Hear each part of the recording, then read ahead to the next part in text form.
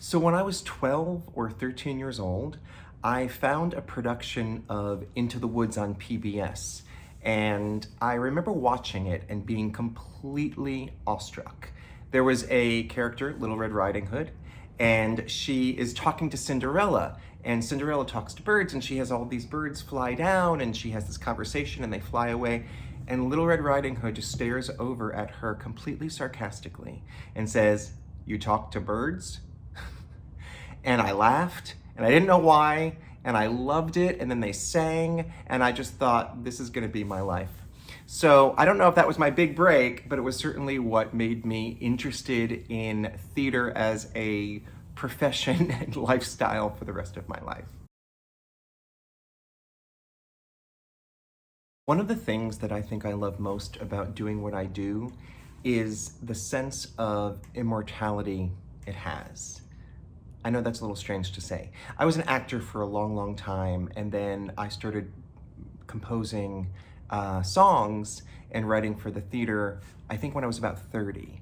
And what I've realized is there's something very different about that, because if I write a song, it sort of stays, right? It stays long after I do, I think.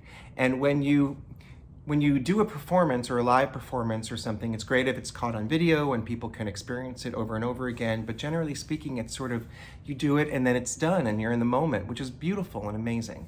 But there is something about writing that does give me a sense of, I don't know, something that is gonna continue on after me. And I love the idea that you can put something out there and connect with people emotionally and energetically without ever really knowing it, right? I can live my life, but I have songs out there that could be affecting people without me even knowing it. And I think that's pretty special. I do a lot of different things. I was an actor, I'm a teacher, but I think that composing and just writing lyrics and music is my favorite place to live. I love the idea that it encompasses everything that I love so much about theater.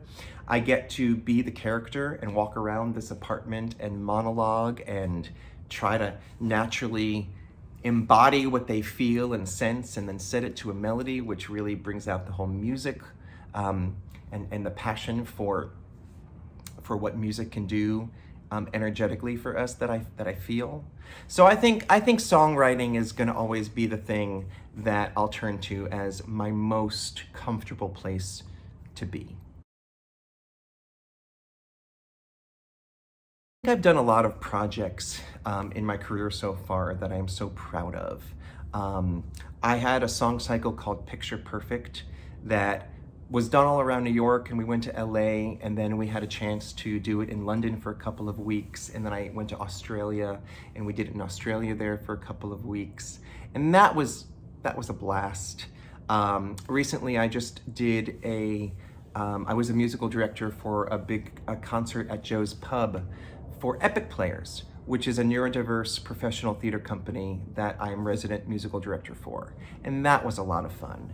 And a couple of months ago, I was hired to write songs for this new musical they were doing a reading at Pace University of, and Justin Guarini was the director, so that was a lot of fun to meet and work with him.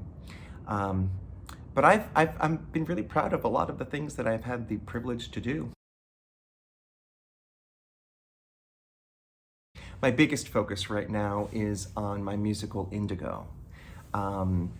A few years ago, I was lucky enough to get Broadway producers attached to it, and we have done a couple development workshops, and then the pandemic hit, so we were on hold, and we're all kind of back and running now. So next year, we're gonna have our first stage production. It's a very special story. It's the story of an autistic girl who's nonverbal, but also a grandmother character who's suffering from dementia. And it's really all about how people that seemingly have a hard time communicating can teach all of us how to communicate better. And I'm very excited about the story, and I'm very excited to get it up on its feet and see what happens with it. So that is the primary focus right now of my life.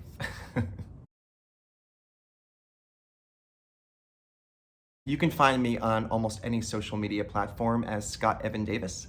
I'm there on Instagram and TikTok and Facebook.